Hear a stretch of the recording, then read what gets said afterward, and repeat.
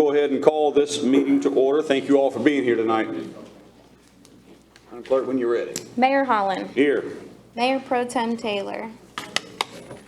Commissioner Brownlow. Here. Commissioner Sanderson. Here. Commissioner Sawyer. Here. Commissioner Wooten. Here.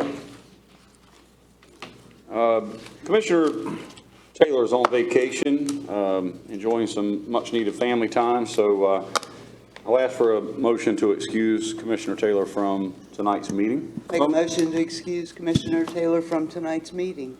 Commissioner Sanders with the motion, all in favor? Aye. All right, that motion is carried. Thank you for that.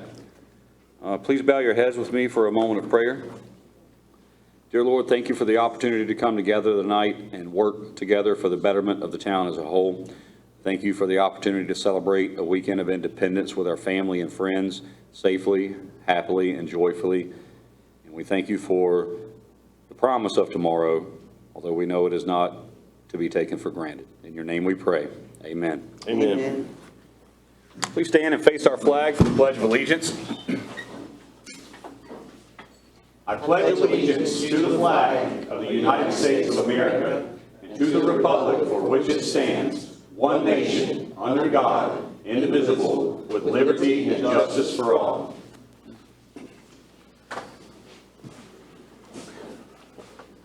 All right, item number 5 on tonight's agenda will be public comment. There was a sign-up sheet on your left as you entered the door. You'll have 3 minutes to approach the podium. Please speak into the mic, hold it close so everybody listening at home can hear you. At the end of the 3 minutes, I watch the clock. I'll hold up my trusty little flag here, or I'll say thank you for your comment. I'm not trying to cut you off mid-sentence, but if you would, please finish your thought and pay respect to the speakers following behind you. So, and if you missed a sign-up sheet, if you didn't know one was there, I'll ask for a hand raise at the end of it, so if anyone has something to say, they'll be able to. So, all right. I have one sign up, and it's Peter Carey. Good evening, Mr. Carey.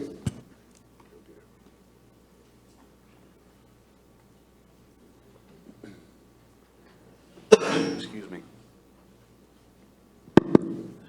Peter Carey from Coquina Drive, Emerald Isle. Been here about over 25 years, going on 27.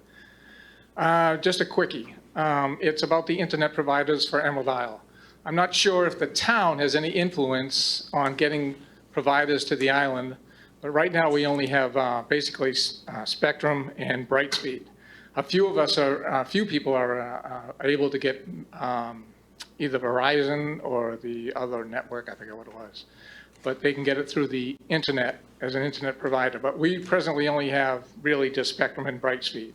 And Brightspeed, about a year ago, put out these high-speed cable, and I talked to one of the gentlemen who was servicing just recently on my street, and I said, hey, what about our Brightspeed? What about the fiber cable? When are we going to get hooked up? He goes, oh, people are getting hooked up.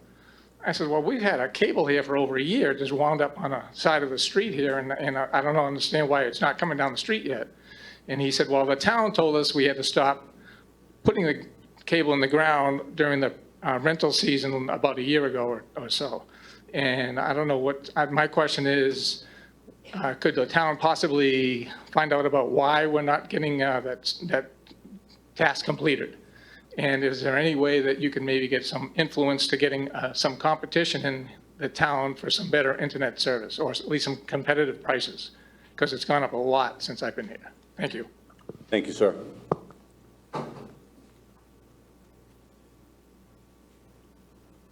All right, that was the only one. And did we miss anyone or did anyone miss the sign-up sheet that has a comment? Public? I did sign up, but I'm just coming off the. You've been here before. You know there's a sheet. Sit down. No. I don't have anything just like printed out.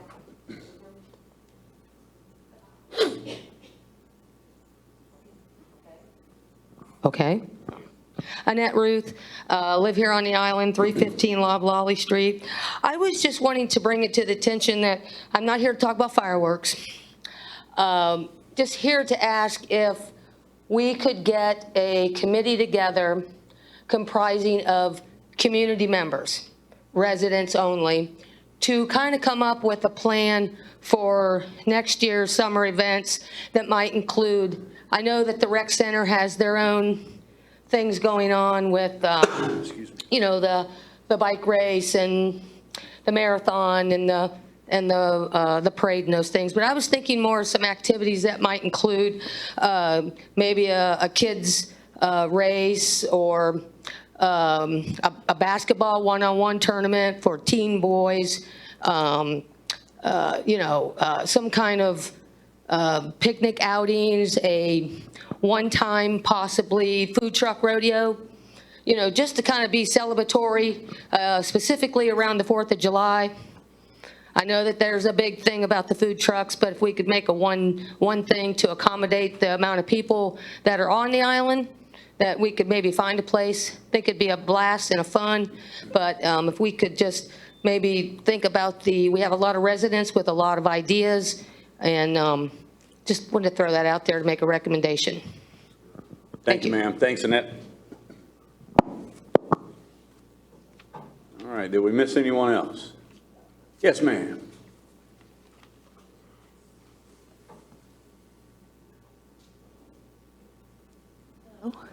My name is Linda McCrae. I live on Mullane Street. This is the first time I've been to a meeting, and I'm concerned about Fire Station Number 2 and what the plans are when you tear it down, what happens to the fire trucks. Since I live at that area, what are your plans? How long will it take them to respond? I didn't find it on the website or in any place that I looked online. Thank you. Thank you, ma'am. I'll just touch on it briefly. I believe, Mr. Rush, we have an update on our fire station progress tonight. So if you don't have anywhere pressing to be, hang tight. I think the information you'll find will be very helpful for you. Annette, thank you so much. Look forward to hearing more about that. Where was my? I don't know anything about it, I just brought it up. And Ms. Carey, thank you for your concerns. I don't have the information right in front of me at the moment. I do know that former Commissioner Jim Normal had done a lot of research and due diligence as far as internet broadband, things like that. I'm sure we can dig back and get some answers for you on that as well, too. So thank you all for coming tonight, and thank you for your comments. All right. Item number 6, we did hear you. There's a follow-up, excuse me, to prior public comments. We do try to address all the comments, whether in writing, printed off on the table as you entered, or on the left, or on your right as you leave. But if you didn't get your answers, please reach out to me, reach out to your commissioners, reach out to your town manager, and we're in tune, we're in touch, and we want to get an answer out to you right away. Whether it's what you want to hear or not, we can provide you with some fact-based data, and at least everyone knows where we're coming from on the decisions that we make. So thank you all for your prior comments, and I apologize for missing last month's meeting.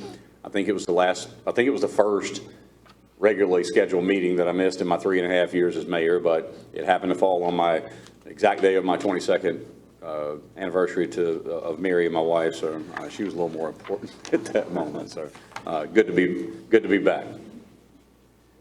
All right, item number 7 will be the adoption of the agenda. Is there a motion to adopt? So moved. Commissioner Sawyer with the motion. All in favor? Aye. All right, that motion is carried. Item number 8 will be the identification of any potential conflicts of interest. Board, you've had a chance to review the agenda packet. Any glaring conflict of interest with the board or any particular board member on any particular subject that we're covering tonight? Nope. Perfect, thank you. All right, item 9 would be the introduction of new employees and recognition of employees. Our esteemed Joe Smith, our Public Works Director, I believe is first up. A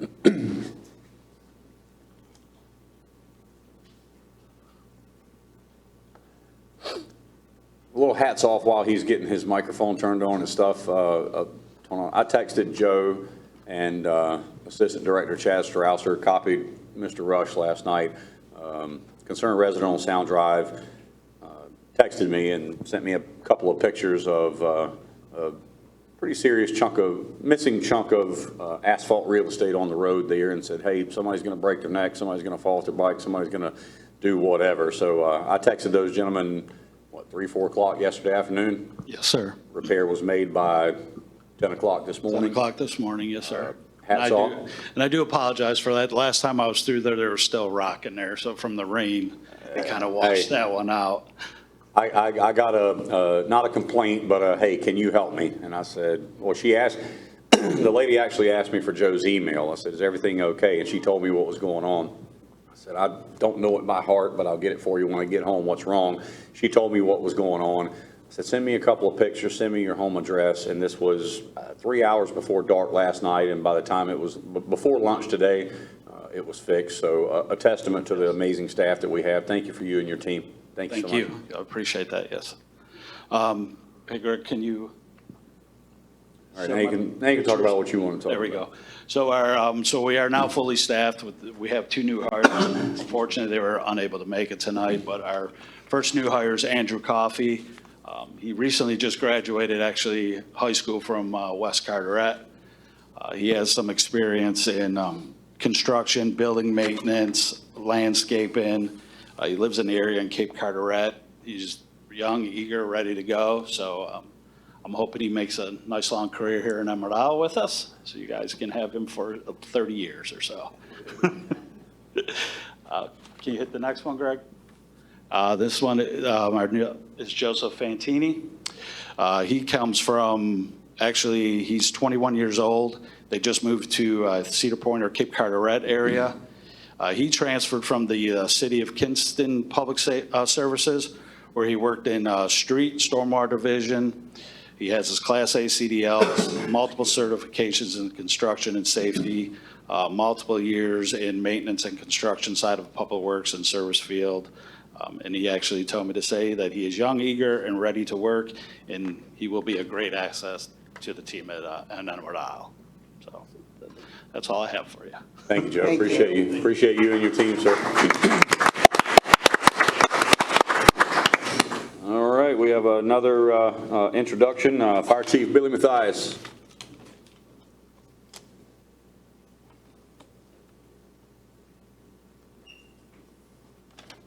Good evening, sir. How are you? Good evening. Thank you for having me.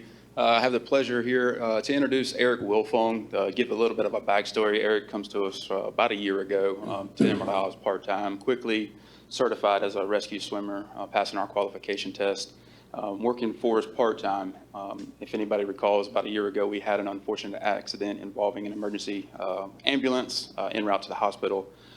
Eric has jumped in that time to fill that hole, and I'm very, very proud to have him up here finally and have him tell you a little bit about himself, but he is going to be filling that role of the unfortunate from Robin Juarez departing due to not being able to pursue this career anymore. So Eric fills that void, has filled that void since about November, I believe it was. And Eric, would you like to tell us a little bit more about yourself? Thanks, Chief. Name's Eric, former Navy corpsman, so helping the Marines out here on the beach. Sometimes they need it more than they probably should, but my wife, we're recently married on the Crystal Coast. We're about to have another kid on the Crystal Coast. We left for a while, 3 years, came back, and glad to call this place home, and here we are in another beach town. So thank you guys, and hopefully be working with you guys soon and see you guys around.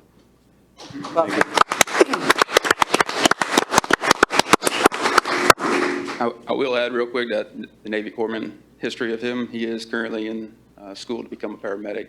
So we are looking forward to that, having him on our ALS side of the field as well. Thank you, Chief, and welcome, Eric. And neither of you have done anything for me lately, and I'm extremely appreciative of it.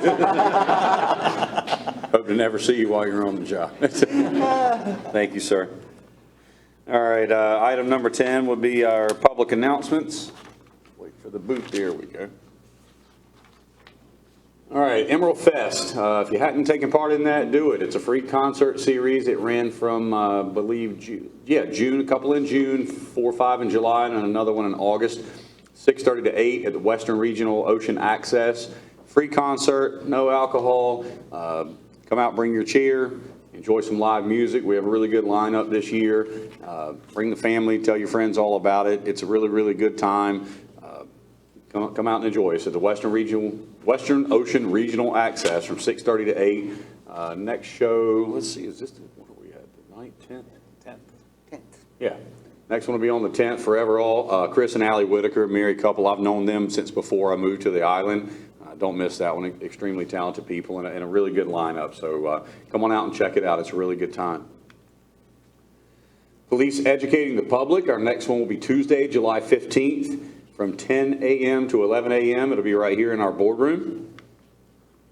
Our next Coffee with a Cop will be Thursday, July 24th at 2025 from 9 a.m. to 10 a.m. right here in the boardroom again. Our next Planning Board meeting will be Monday, July 28th at 6 o'clock. That's still in this room as well, isn't it? Yeah. Our next Neighborhood Watch meeting will be Tuesday, August 5th at 4 o'clock here in the boardroom. Beach driving permits available online. They will start becoming available online August 1st. I believe you can still go online, watch a video, take a test, pay your fee, upload your driver's license and vehicle registration if I'm not sorely mistaken, and then you'll receive an email when the permit is ready to be picked up. Unless something's changed, beach driving will start on September 15th. Be safe. Be diligent, learn the rules. Let's protect this really, really cool tradition and have a good time with it. Our next Board of Commissioners meeting will be held on Tuesday, August the 12th at 6 o'clock, right here in the boardroom. That's probably it. That's usually the last one. There we go. Yep, that's it. All right, item number 11 would be the consent agenda. Commissioner Brownlow, we spoke briefly at the beginning of the meeting. So I'll just go ahead and ask for a motion to adopt the consent agenda. I'll ask for the motion and then I'll briefly open it up for discussion before a vote. So if there's a motion to adopt, I'll hear it. Make a motion to adopt. All right, the motion is on the floor. Any discussion? Yes, Mayor, I'd like to abstain on the vote from the consent agenda. I support everything that's on the agenda, but my beliefs don't allow me to support anything with alcohol, and so I'm going to abstain on the consent agenda, although I approve everything that's on the list. Okay, all right, so you're making reference to 11D would be the resolution authorizing the ABC permit for the fishing tournament. I'm hearing that contradictory to your beliefs, and you're going to abstain from voting per procedure. Abstinence from voting still counts as a yes vote, but respect your beliefs there. So the motion on the floor from Commissioner Sanderson still stands to adopt the consent agenda. All in favor? Aye. All right, we have 3 ayes and 1 abstinence, carries as 4-0. Yes, sir. All right, motion is carried. Thank you so much. All right, item number 12 will be a presentation/funding request regarding our 2025 Carteret County Veterans Day Parade. So I'll invite up to the podium, is Colonel Pete Benton with us? There he is. United States Air Force retired Lieutenant Colonel Pete Benton. Welcome, sir, and thank you for being here.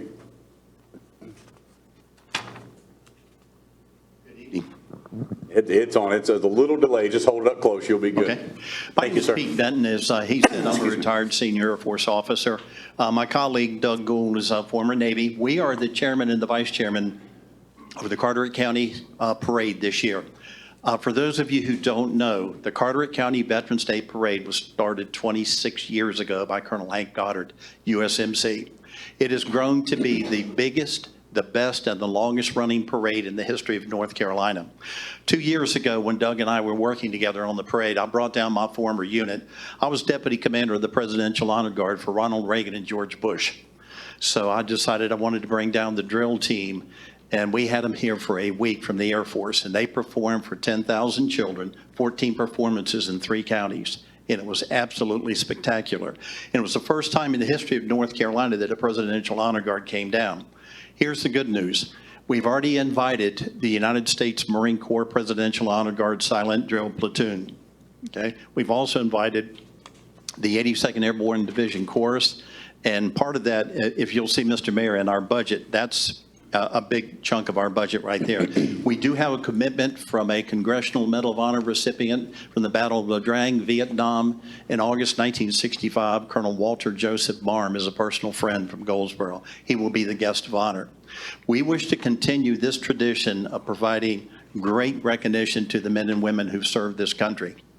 I recall my time in the Presidential Honor Guard. Of all the ceremonies that I did, the ones that I enjoyed the most with President Reagan was at the Tomb of the Unknown Soldier, honoring all of the heroes. To stand there at the Tomb of the Unknown Soldier at Arlington National Cemetery was certainly inspirational. It made me so proud to be an American.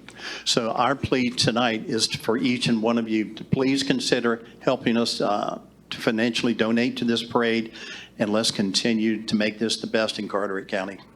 Any questions? Sir? Again, thank you for that Yes, sir. presentation. I don't have any, I do have some questions, but I'll open it up to the board for any questions for Lieutenant Colonel Benton. I've got No a questions. question. If you got a website or some way for individuals Yes, sir. to contribute? Doug, website? Carteret County Veterans Day Parade.com. And it's up and running. We're taking volunteers and we're also taking donations. And it has all the key information there. The parade starts on November the 8th at 11 o'clock and runs from 17th Street all the way down to 6th Street on Morehead City. We have on the average about 155 participants and floats in the parade. Any other questions, sir? Any other questions from the board? I got a question for our town manager. Frank, we have funds available to donate? Yeah, we certainly have funds available. If the board is so inclined to make a donation toward this year's event. 'Cause I would really like to show our town support for our veterans countywide, as well as our local veterans, the Emerald Isle Veterans organization that's right within town. And I'd like to see if we could somehow also support that group, as well as this county organization. Thank I you. make a motion to contribute $2,500 to the Carteret County Veterans Day Parade in November. All right, Commissioner Sanderson has that motion. Any questions or discussion from the board? I was thinking about a slightly smaller number. That my thought was, I personally plan to go to Carteret County Veterans Day Parade.com myself and make a contribution. It seemed like something that is better done for individuals as opposed for municipalities. I'm all for supporting them. I was thinking somewhere around $1,000. That was my thought. I don't know. Anyone else? Appreciate your thoughts on that. Excuse me, anyone have other discussion? All right, if not, I'll open it up for. Can we do a separate vote then for the Emerald Isle veterans? Emerald Isle veterans, as far as EI for vets? That we asked the town manager to find the funds that we can support them also.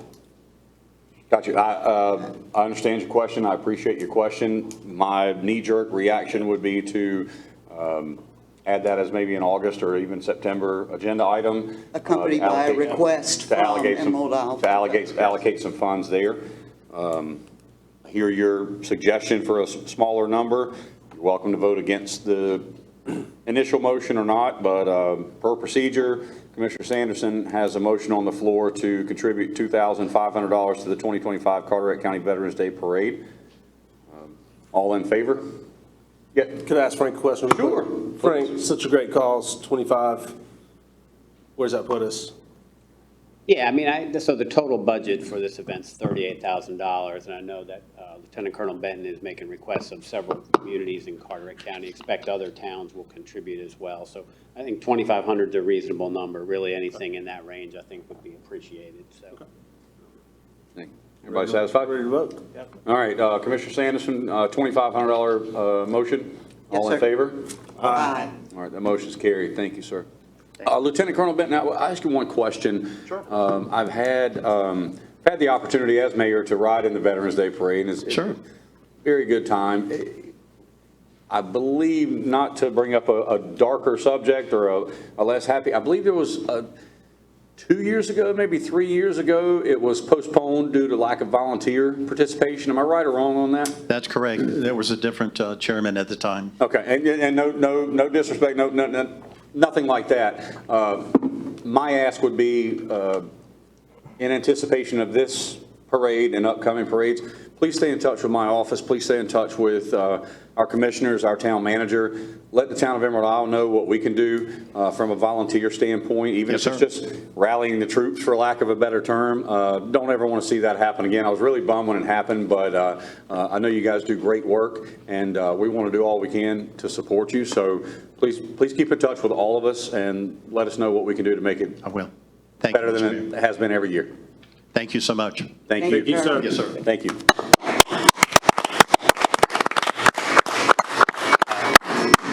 Mayor Holland, Commissioners, I will be reaching out to the Emerald Isle Veterans Group here sometime in the next few weeks to talk about the flagpole project that I know y'all are familiar with. So we'll bring something back to you about that group at a future meeting. Good deal. Yeah, And, I understand they're spending $11,000 of their earned money to put the flagpole up, and I think that's a great contribution, and they haven't asked anything of the town, but I feel like we should support them. yeah, they, unless my numbers are incorrect, they spent just south of $6,000 just for the engineer work, preparation, due diligence, and all that. I'd be interested in that update as well. So, Emerald Isle for Vets, eiforvets.org, another fantastic organization. Shout out to some of the best people I know, some of the best friends I have on the island. So whatever we can do to support them, let's do that. Thank you. All right, item number 13, Kyle Merrick, Carteret County Healthcare CEO, has a presentation on the newly planned Western Carteret Medical Facility. Good evening, sir. Thank you for being here. Good evening. Excuse me. So thank you for the opportunity to talk about this new facility that we'll be building in Cedar Point. Do you want to pull up the Mr. Merrick, if I could ask you one small favor, that thing. closer? Yeah, I'm sorry. Just for I'm the not used people. to using one. Yeah, just for the people at home. Thank you, Yeah, sir. no problem. So this new facility, as you can kind of see it right there, is a two-story facility that will sit on about the first 5 acres. We bought two adjoining 5 acres next to it, so we'll have a total site plan of about 10 acres. This building will sit on just the original 5 acres. The building will be a 2-story, 50,000 square foot building with the first floor housing an emergency department. That emergency department will be 10 bays. One of those bays will be a trauma bay that can be separated into 2 in the event there's no trauma. So that will give us 11 bays. Along with that emergency department on the first floor, there's going to be imaging that's tied to that. So there's going to be general X-ray, CT, and ultrasound. Also, to the side of that, we are in a partnership with Eastern Radiology called Seashore Imaging, so we will have an MRI down here. It will not be 24 hours initially. It'll be pretty much Monday through Friday and Saturdays, 8 to 5, or somewhere around that schedule. That second floor, as you guys know, there's, besides the huge need for emergency department care down here, emergency care, is primary care. One of our great primary care doctors here, Dr. Dabney, who's been a great asset to our hospital. She's been yelling at me for a long time to keep expanding primary care. So the second floor will have space for 8 providers at least, with 18 exam rooms. So it'll be multi-specialty. We're going to have a procedure room up there, an ACO exam room. So it's a lot of room for growth over there. And then to the western part, or the eastern part, we're going to shell that in for future growth. The hospital and the board worked together and bought that additional 5 acres, knowing that we're probably going to have to expand this within 5 years. The total cost just for the emergency department is about $18 million. Total cost for the entire building, we're looking with all the equipment about $50 million. And the board and the county has been a huge support for us to go ahead and have the funds to build that. So that is huge.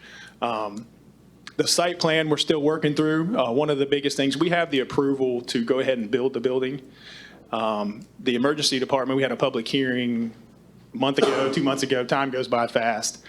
We will have to wait to furnish the emergency department until the state gives us the official CON in November. Right now, we have no competition on that. and it was nothing but positive comments from all the communities around. Mr. Coffey was there and was a huge supporter of that.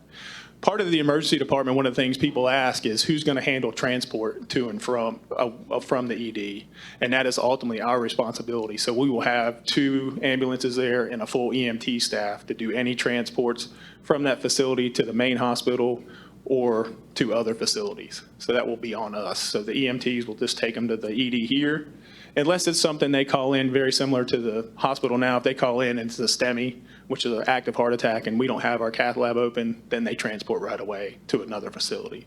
But really looking forward to this. Right now, if everything goes as planned, we will start some site work around the October timeframe, and we're expecting about an 18-month total build project. Start to finish, everything, Start to finish. not the shell, everything That's operational. right. The biggest thing, well, that's start to finish, getting it operational, and we are expecting within 3 years in excess of 10,000 ED visits per year. Thank you, sir. Any questions from anybody? Just to clarify, you said roughly start around October, 18-ish month build. The biggest thing we'll wait on is stormwater permitting. I'm sure you guys deal with that too, so. Stormwater. Yeah. Well, you mentioned having the authorization to build the building. And We do. That was That's from the state. Yeah, just from our own clarification, it wasn't 18 months just to get the building built. You're That's right. thinking 18-ish months to be Start to finish. functional. Yes, sir. Gotcha. Thank you. Any questions, Mr. Merrick, while we're here? What was the projected completion time? 18 months from October. That's fast. We already have the general contractor on site, TA Loving, who is actually building the radiation oncology facility for us out in front of the building right now. So they already have the staff and everybody to go ahead and come out here and start, have a group ready. Just pretty much just waiting on permitting. Once we get that, we'll get started and get rolling. Fantastic. Probably the biggest holdup, and we've seen this with all of our projects, we'll go ahead and start ordering a lot of that equipment now. Some of your electrical panels and stuff like that have in excess of a year lead time. Supply chain issues. Yeah, we run into that on a regular basis, but we have a place to store it in the event, so we can get in advance. Thank you, sir. We really appreciate you being here. Thank you for the presentation. Thank you. Thank you for the excellent news. Thank you. It's been a long time coming. It has. Yeah, we're long overdue on the western end here, so much Yes, you appreciated. are. Thank you. Thank you, sir.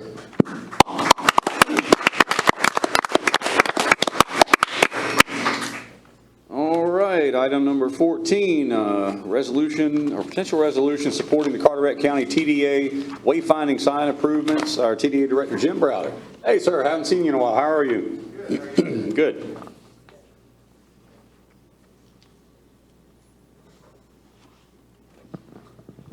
Can you hear me?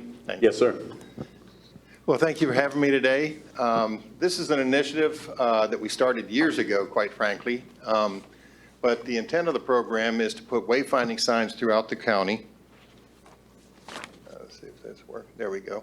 The wayfinding signage program basically was introduced a couple years back. We didn't quite have the funds at the time, but we identified a big problem that we had here in the county, and that's that we are so long and so wide that people could be in Newport, they don't know Emerald Isle exists, they could be in Emerald Isle, don't know Down East exists, and so forth and so on.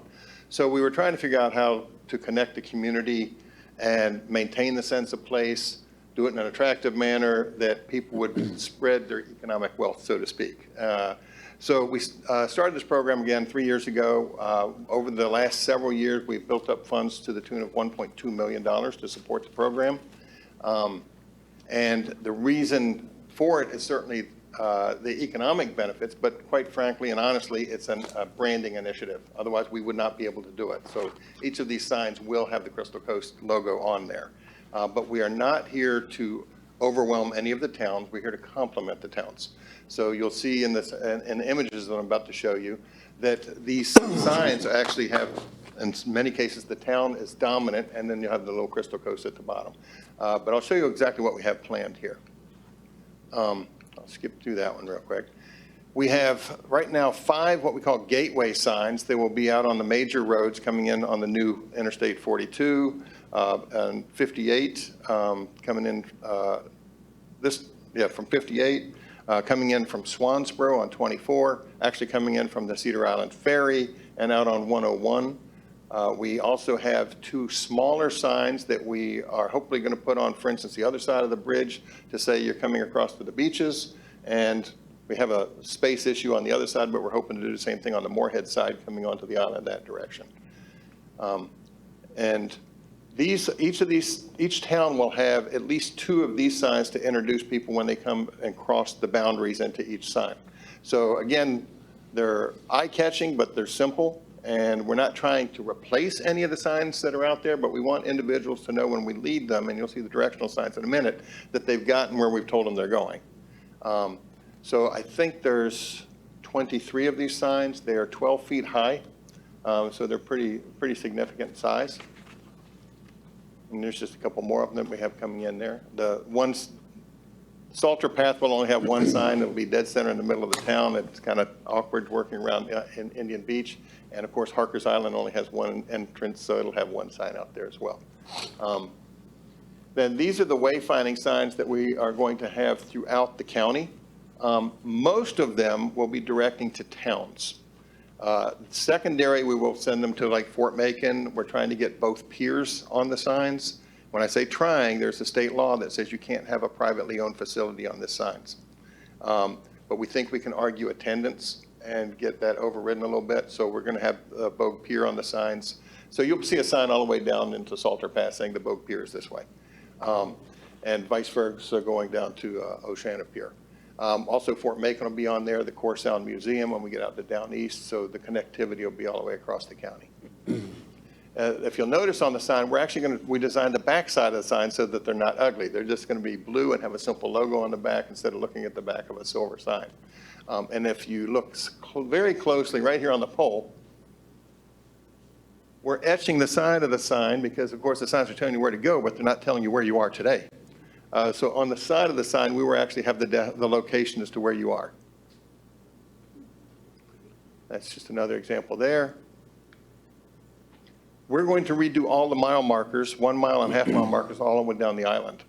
Make them a lot more visible. So the little green signs, we're taking all of those out, and we're going to replace them with these nice, attractive signs here. A little bit more colorful, a lot easier to see. We're also going to change all the beach access signs. Basically, and this is where we're trying to work with the individual towns, we're trying to only change the signs that have parking. We don't want to lead visitors up a path where there's no parking.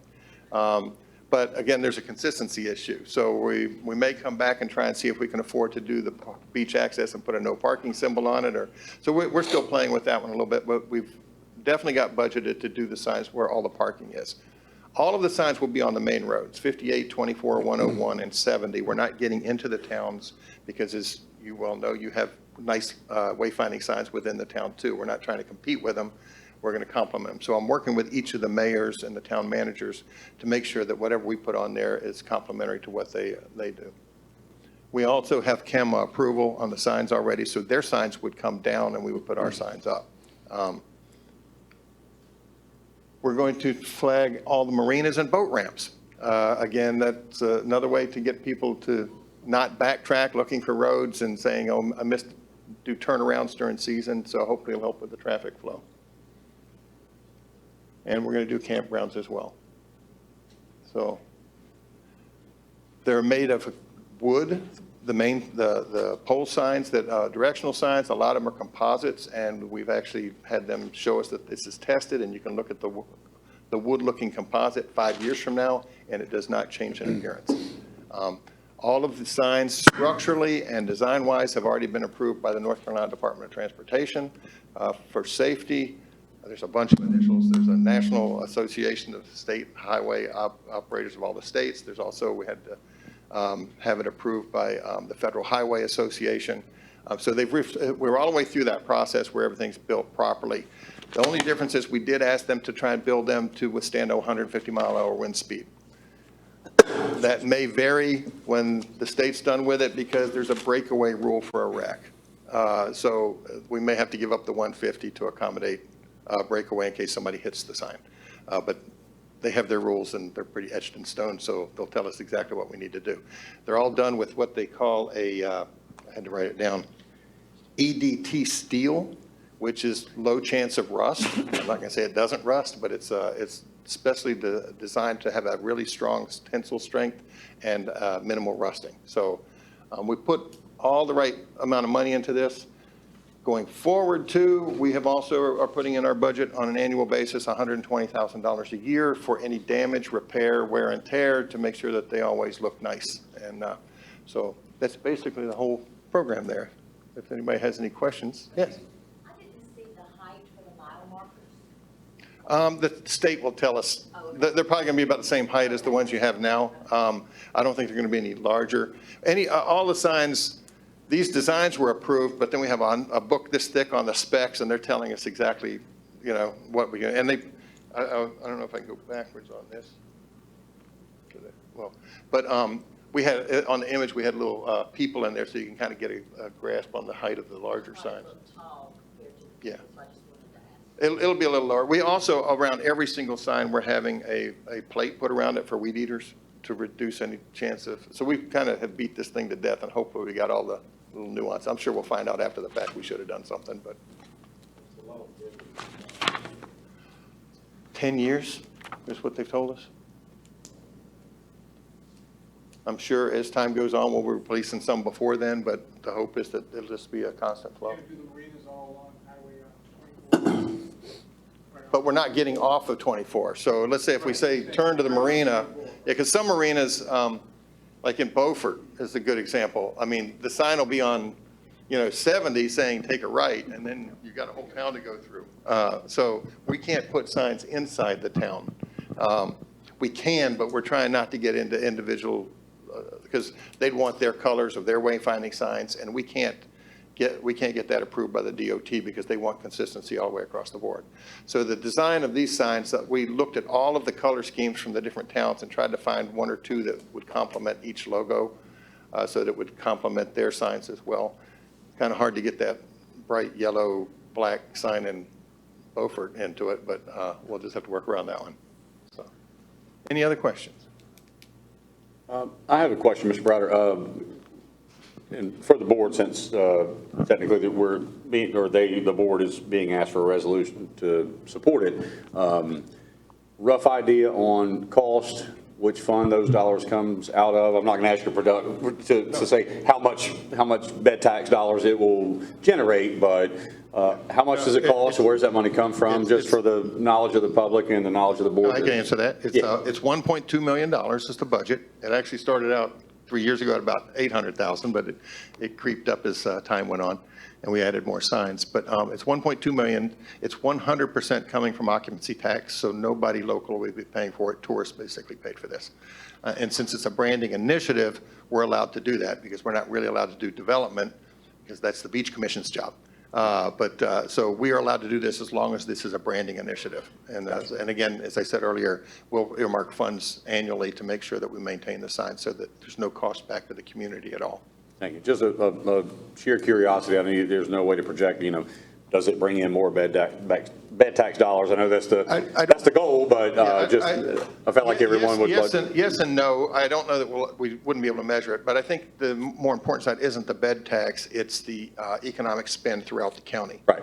We're trying to make sure that people spend their money in the county and not leave the county. Right. And so we've had people walk into our visitor center in Moorhead and have no idea Beaufort's there, and they want to know how to get to New Bern. Yeah. So those are the type of things we're trying to keep them in the county, let them know how diverse it is and how vast it is, and it's one unique destination instead of a bunch of little towns trying to claim their own identity. So the TDA's goal is to invest this money and get an economic ROI, if you will, out of generate. it. Yes, sir. All right, thank you. Mr. Browder, was there a fiscal analysis done to show what type of return we would get for $1.2 million on signage? Well, there's really no way to measure that. So, when we take our overall budget, for instance, okay, and we spend about $4 million in advertising every year. We spend about $400,000 a year on billboards. Just recently, they finally gotten to the point that you can actually do some tracking from a digital billboard. But historically, a billboard is just an awareness or a brand program, and that's what this is. It's basically to make sure that all the information that we're putting out to the rest of the world to say, hey, come to the Crystal Coast, when they get here, we're trying to get them to spend money throughout the coast. And I'll give you another good example. We also, same problem existed years ago, and we significantly increased the size of our visitors guide. It went from 12 pages to 100 pages. And we went out of our way to list every single tourism-related business in that book. And we have 3 or 4 pages for each town. So it's a really nice book. We did it in a very nice manner, almost like a coffee table book. And with that, our vacation rental partners and hotels have now all put them in their guest rooms. That helps people see, hey, I can go to this restaurant or that restaurant. So there's a lot of what we do that isn't necessarily measurable. The vast amount of money we spend is measurable. We measure it in terms of impressions and things of that nature, but there is a certain percentage, like billboards, you're not going to get a measurement out of. But we do understand that it does generate business. Thanks, sir. And has the TDA, in which we really appreciate the work you do, because, I mean, the beach nourishment is being funded also by the occupancy tax, and, Yes, sir. and you're bringing the tourists here, and we appreciate you a whole lot for that. And I'm just asking because I had some people asking me questions about Sure. this also, and and you mentioned also $120,000 annual maintenance fee on these things. What happens if you don't use all that funds? Where do those funds go? We would just roll it over. It does roll over? Yeah, we would just roll it over. And It'll be put in a contingency account. We have a couple contingency categories. For instance, the wayfinding sign was put in our budget as a contingency years ago at about $500,000, and then as we got more money, we keep raising it to the point we had enough money to do it. So we didn't spend the money each year, we just built it up as a contingency, knowing we had the project down the road. And we have other contingency funds set aside, but I'm not allowed to spend any of the contingency money. I have to come back to the board and say, here's what we'd like to do with the money, and then the board says yes or no. So we have 4 or 5 different contingency line items in our budget like that. Okay, thank you very much, and appreciate the work you guys do for us. Thank you, guys, appreciate it. And thanks, Frank, for your support in helping us get this done, too. Thank you, Mr. Browder.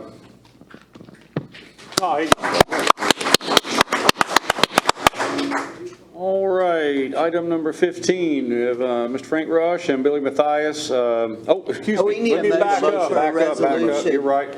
The suggested motion is to adopt the resolution supporting the Carteret County TDA wayfinding sign improvements. Do we have that motion? So moved. Commissioner Sanderson with the motion. All in favor? Aye. The motion's carried. Sorry, I jumped the gun, dude, just a little bit. Mr. Mathias.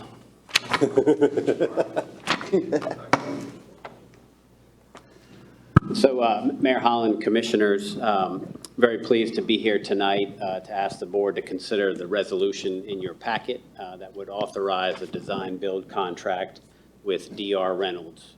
They're a company out of Star, North Carolina, up in the Winston-Salem area, and they specialize in fire stations. So, tell you a little bit about what's being considered. The contract that's presented for your consideration is attached in the packet. It is a design-build contract. It's a relatively new method that's available in North Carolina. And so essentially, if the board approves the contract, we're contracting with a team led by DR Reynolds that also includes architects and engineers to design the station and also construct the station for us. Initially, the board is asked to approve the initial design phase. It's $265,000 for the design. We expect that the construction costs will be somewhere in the $2 to $3 million range, and that's the amount of funding we have available through FEMA. We've got about $3.1 million available right now.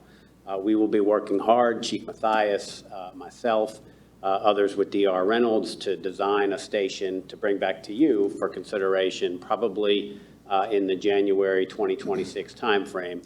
That hopefully achieves the goals for the fire department, provides a good quality facility for them to operate out of for the next 10, 20, 30, probably 40 years, and also be cost effective for our community going forward. So the contract tonight for consideration is design build. It's both. It's the design and the build. But if the board approves this, we'll come back to you probably no later than January with the actual guaranteed maximum price for the construction. And in the interim period between now and January, we'll be working to finalize the design, bring that back to you for your approval. If the board approves that, at that time, we expect that construction would begin no later than next April of 2026 and be complete by April of 2027. And so we plan to work as hard as we can to expedite that and move that along. I certainly want to be ready in plenty of time for the 2027 visitor season and hurricane season. We went through a very competitive review process and selection process. We advertised for proposals. We received 3 proposals from design build teams. DR Reynolds, who is the recommended contractor. We also received proposals from Daniels and Daniels Construction. They're based out of Goldsboro. And we received a proposal from Waters Contracting, based in Bogue. A staff-level team consisting of myself, Chief Matthias, our finance director, Laura Rochford, and also the interim manager, Randy Martin, reviewed all of the proposals, interviewed all of the teams, and ultimately recommends to you tonight the contract with DR Reynolds. We feel very good about their approach. I broke down all of the reasons for recommending DR Reynolds in your packet. Probably in addition to just an overall great project approach from the DR Reynolds team, they specialize in fire stations. They've built 41 fire stations over the last roughly 17 years. And so we were very impressed by their experience, their depth and breadth of knowledge when it comes to fire service, the members of their team that they assembled, which includes a fire chief, and felt very good about their overall approach. Chief Matthias will walk you through the plans for the fire station in terms of what features we intend or hope to include in the design, and also the benefits of the fire station for our community going forward. Then I'll come back and wrap up with a few thoughts on the budget and some of the other ideas that we're working on. So, Billy. Thank you. Just take a quick time out there. Melanie Street resident, just to address your question as far as plan A, B, and C, and emergency services, we got to have everything down to Z as far as plans are concerned. Our initial plan is working with DR Reynolds as far as when we actually have to be off of that property, whatever that design may come down to. And then working with our rental agencies, we discussed in February at our hospitality meeting that we have every year as far as finding and housing our crew members for Station 2 to still provide that service. Plan B in that aspect, 2.5 years ago almost now, I started working on partnerships with our neighboring agencies, Indian Beach Salter Path Fire Department. We see that in the Coast Guard Station, building those bridges, relationships so we can provide additional services or provide the service that we need.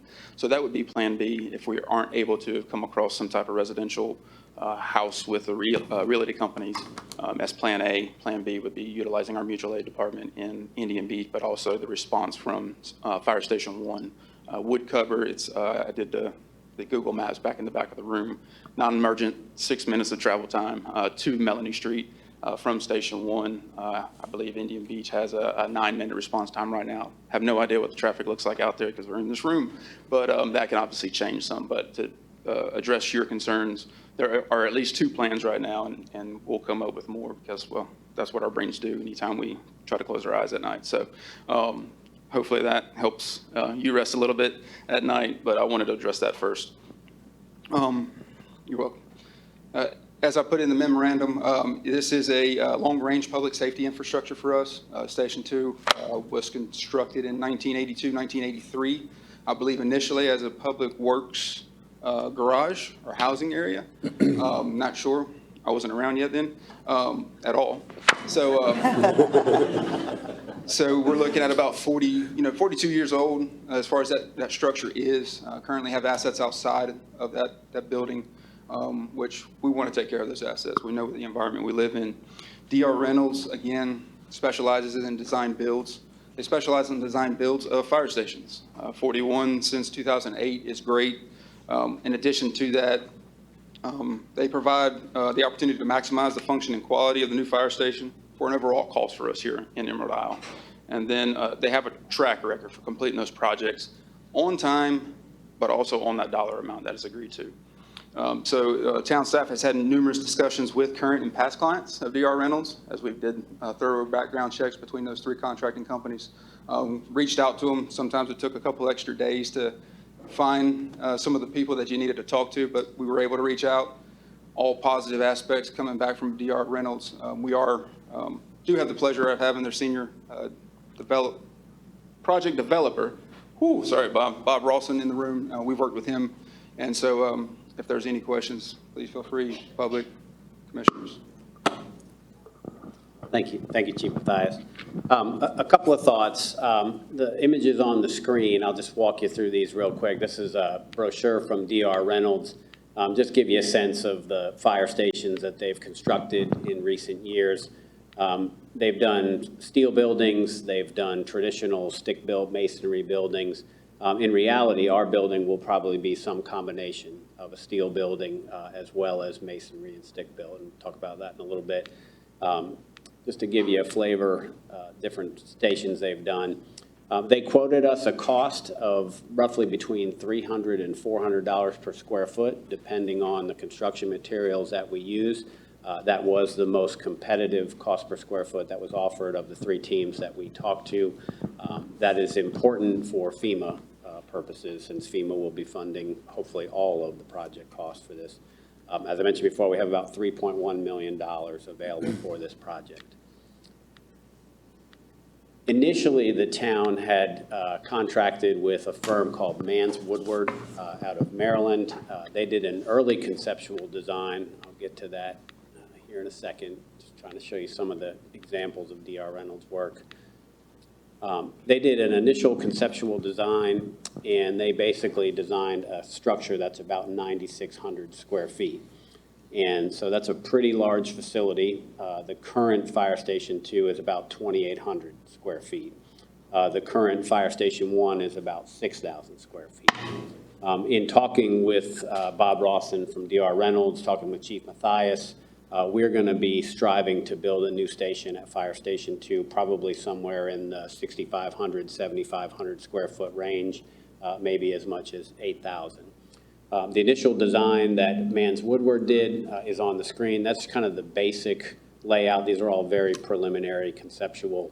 The green structure in the front is the living spaces in the new fire station. The red is 3 bays for our fire and EMS vehicles.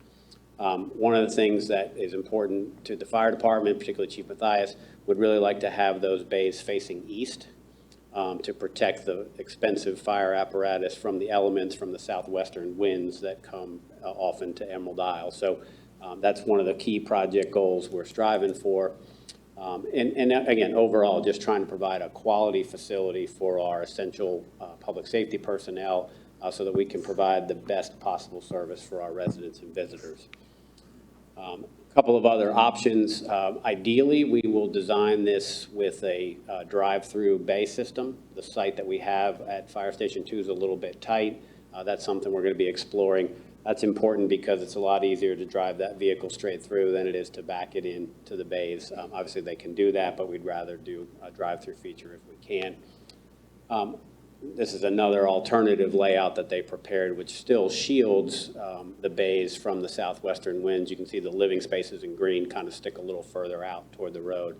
We're going to be looking very closely at all of these options and relying on Chief Matthias's expertise as well as Bob Rawson's and D.R. Reynolds' entire team. But just to give you a flavor of what we're thinking about.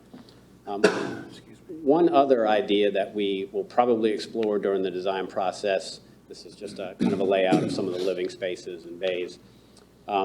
If you look at this aerial photo of Fire Station 2, you can see the gray roof in the middle. That's the existing Fire Station 2.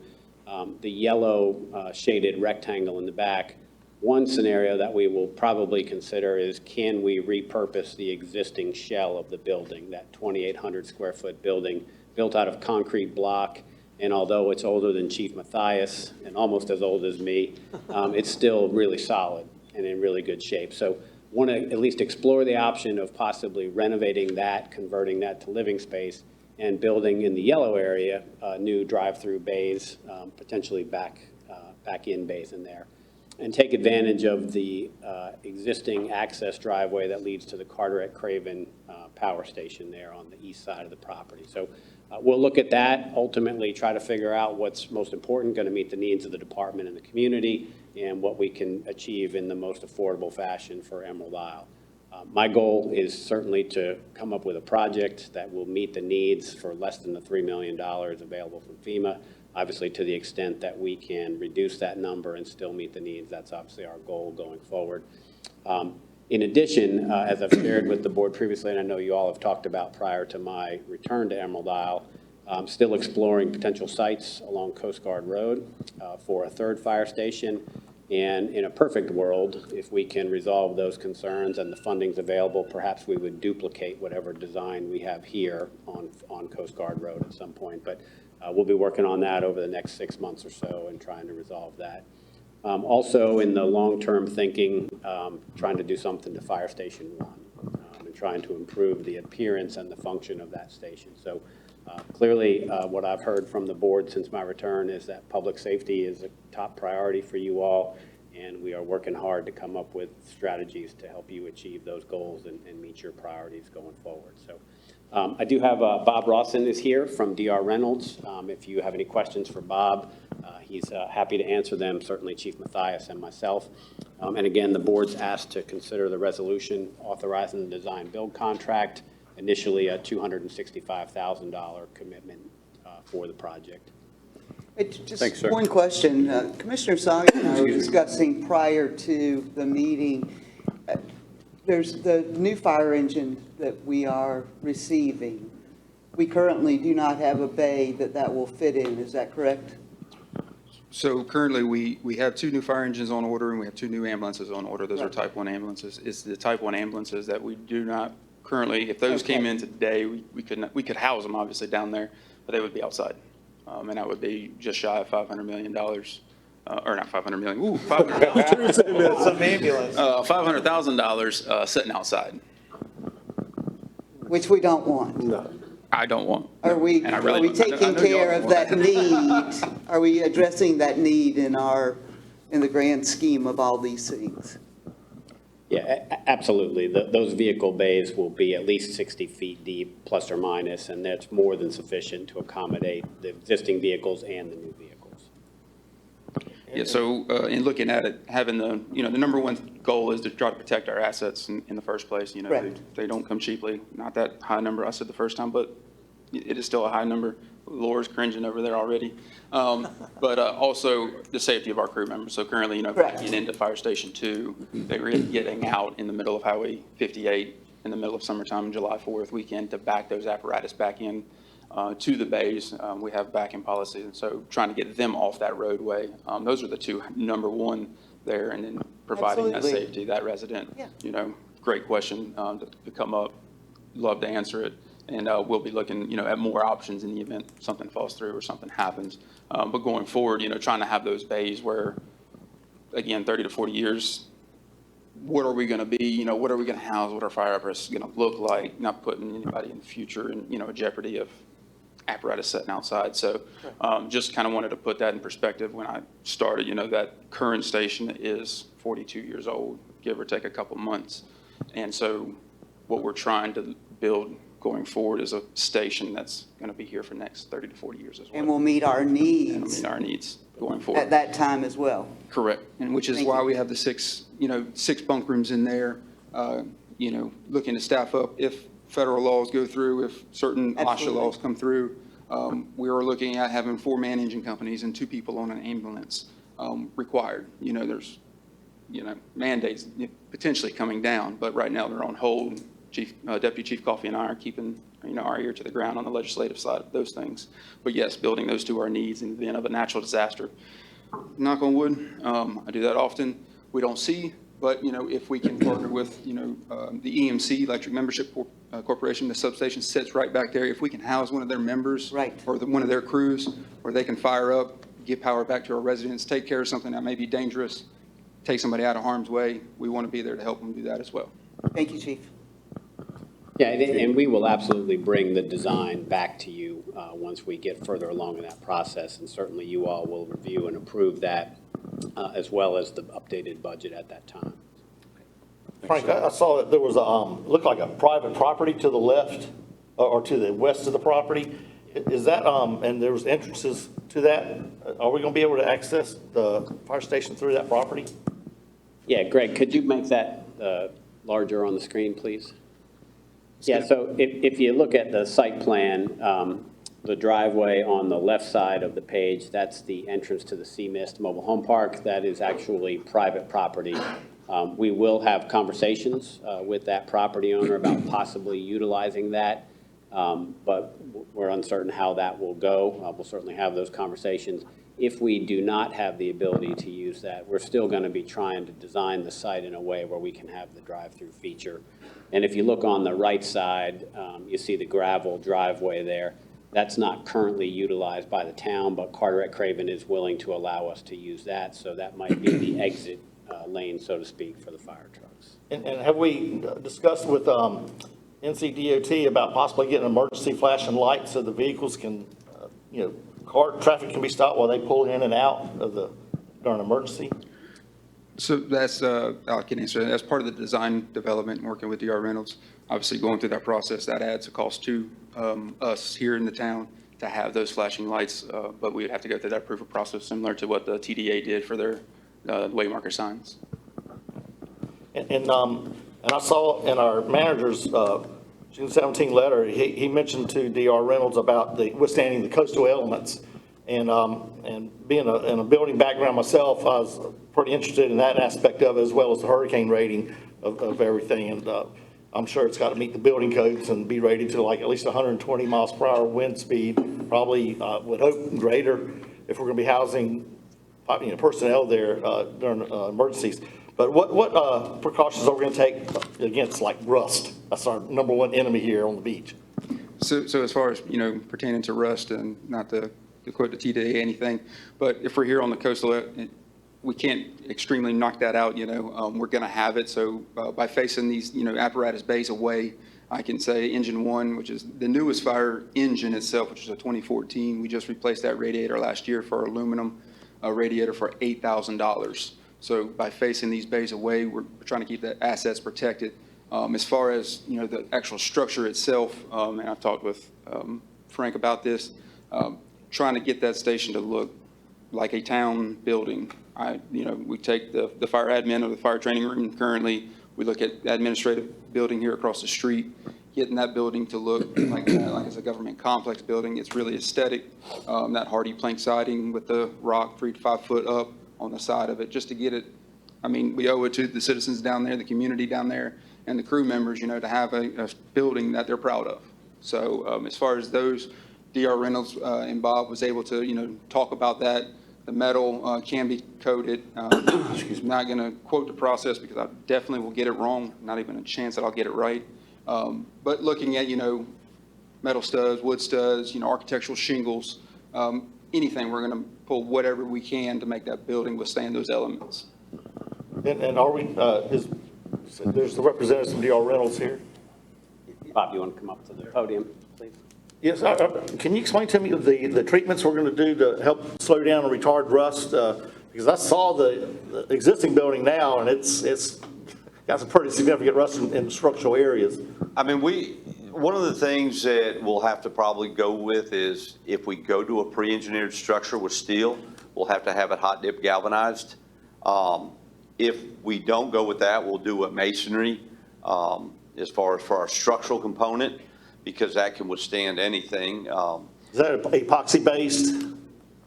As far as? Like, is it going to have an epoxy coating or We would epoxy coat all the steel, but we do want we want to have it galvanized first to help prevent the salt. And the fastening joints, and that's where I see primarily where the rust occurs, is where the galvanized gets scraped off, tightening a bolt. Absolutely, and we actually they have a paint that is for galvanizing to repair scratches and things of that nature. All the secondary would also be galvanized. At a minimum, we would do an epoxy coat. We've actually used the same paint that's used on sea buoys to help prevent the rust and oxidation of the metals. So we've got to talk within the budget. What can we do? How far can we take it to protect it for long term? But we are anticipating trying to build a building that's looking out 40 to 50 years from now to still be here with the most minimum maintenance for the building. Yeah, I've read through the specifications. It's great sleeping material, by the way. But it's a solid plan. I really like it, and I think our town manager's done a good job in selecting you. And you had made mention before, we actually are designing this building for 150 mile an hour winds here at the coast. It's in a hurricane-prone region, so we do have to take that into consideration. Thanks, sir. Thank you very much. All right, any other questions or discussion before we ask for a motion? I make a motion that we accept the town manager's recommendation for DR Reynolds. If you would read it on the suggested here, just so we're procedurally. Motion Basis to covered. adopt the resolution authorizing the design build contract for new fire station number 2. All right, Commissioner Brownlow with the motion, all in favor? Aye. All right, motion's carried, thank you all. Chief Matthias, I will, thank you very, very much. Thank you for all your hard work. I'm sitting on the ESTF committee with you guys, and a little better than well-educated on the work that's gone into everything that you've done to prepare for this and to plan for this and everything that you've done. So, A, thank you so much for that. B, to the young lady on Mullane, thank you so much for your question. Out of all these meetings that I've sat in on and all of the information that I've absorbed, planning, cost, location, all that kind of stuff. Response times, these guys and girls have drilled it down to a science, and admittedly so, the question never came, well, what are they going to do while they're building it? How much longer will it take them to get to my house? All that. So, A, thank you for your question. It's a very valid question. I know Chief Matthias and his team have drilled down those numbers and have a plan for that too. So, Chief, your office and the town all together, as the scene progresses, and especially once construction and or renovations start, I think it's very important to keep the public informed on, hey, we're not closing it down, you're not doing without it, here's what we have in place to provide the same level of service and or better while we get everything in place. So thank you all, and thank you very much for coming in your question. It's a very great question. I do have one more thing as far as, thanking y'all. I'm not sure where the narrative goes at the end of the June month. End of the month reports, send it to Jen and Laura and Frank. But I wanted to let the public know as far as our efforts on Coast Guard Road with Medic 3, we were looking at about a 10-minute response time from Station 1 earlier this year. With June being our first full month, we got that time down to about 5:13 based on the emergency incidents that we saw for that month. So thank you.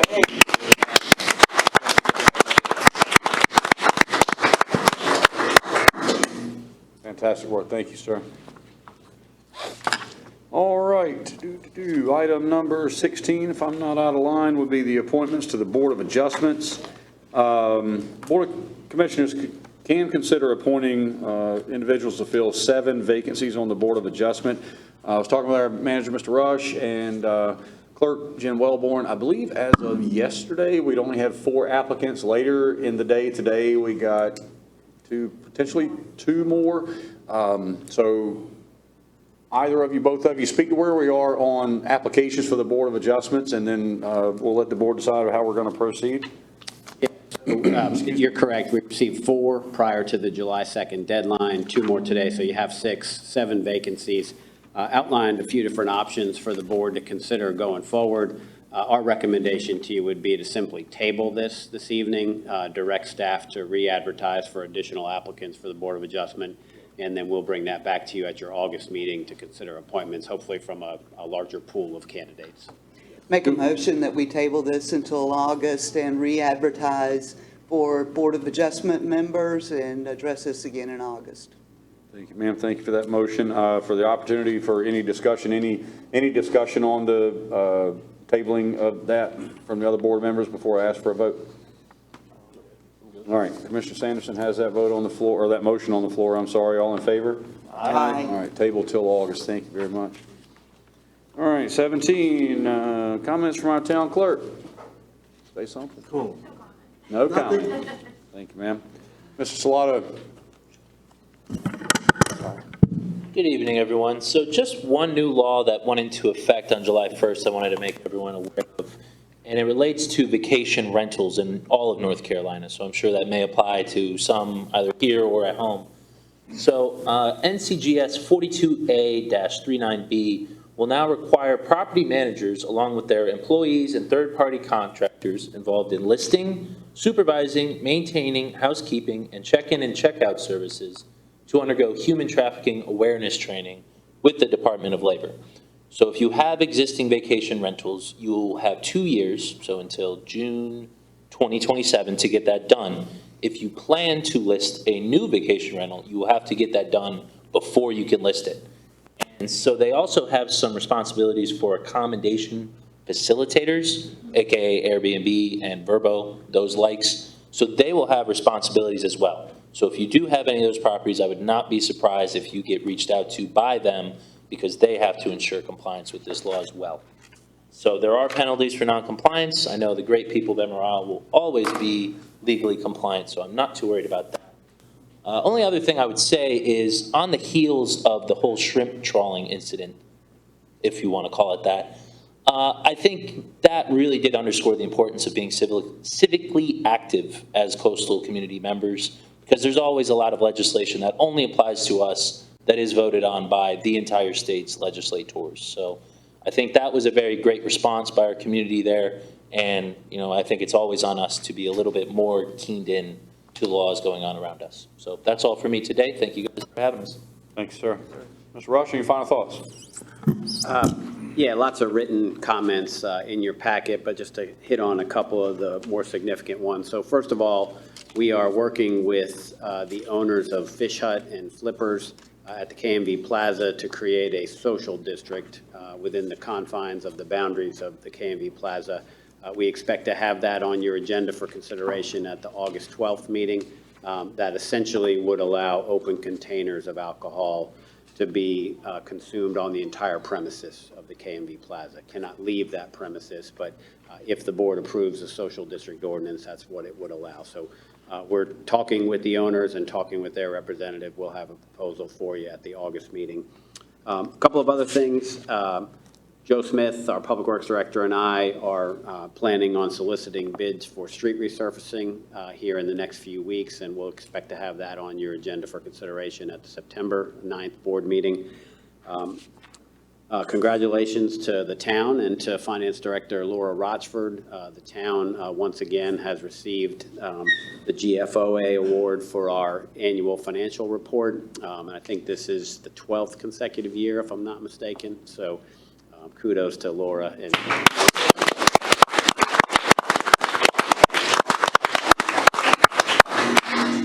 a few other things real quick. One is that we've authorized the purchase of $30,000 worth of new Christmas decorations. So we should have those in hand long before the Christmas season. The funding for that is derived from fundraising proceeds from the committee, as well as previously allocated funds from the town. The Corps of Engineers is planning on dredging Bogue Inlet sometime later this month or early August. There's federal funding available for that, so that's welcome news. They are going to be looking to relocate the aids to navigation more to the center of Bogue Inlet, which is also positive for Emerald Isle and our efforts.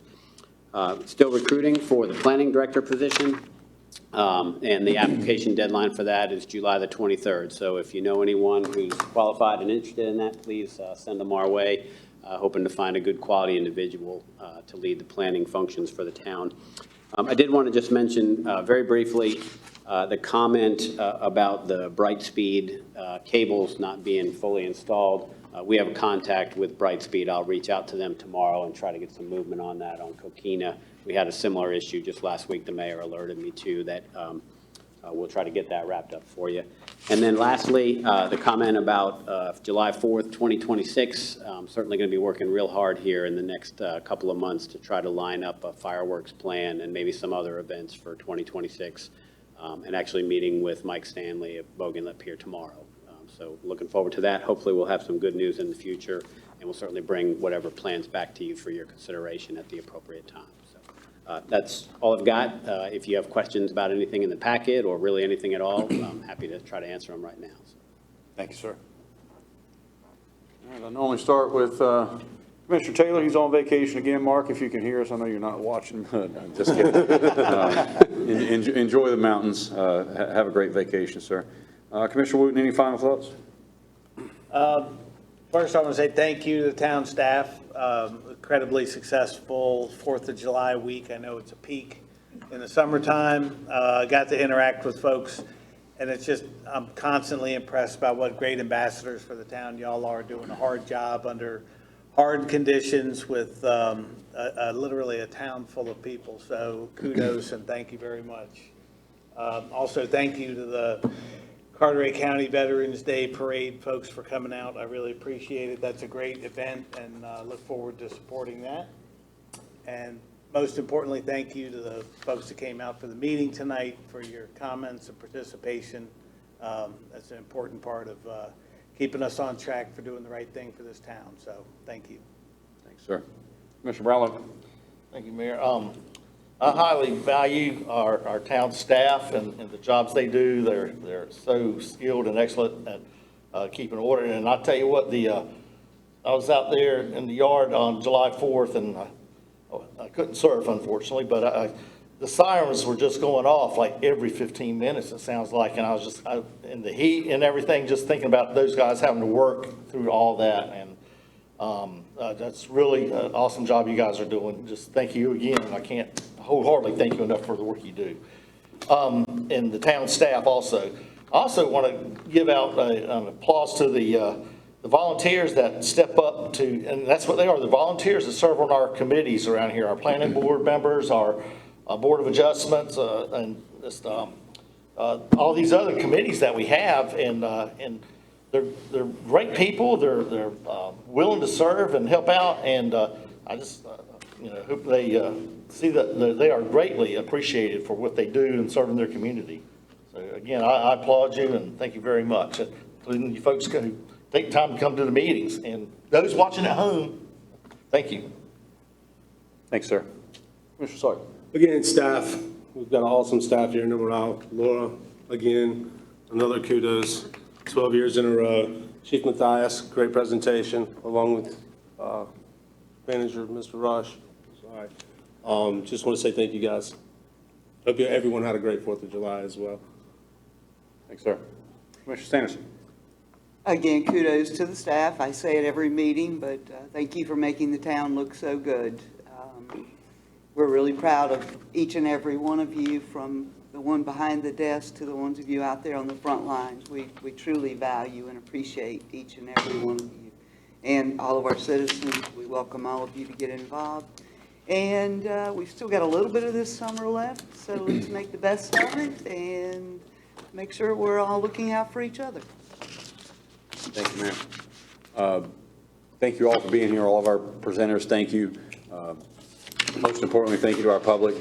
Whether it's your first meeting or you come to every one, I appreciate you being here, learn a little something new, again, every time. So what about the response time, from the young lady on the lane?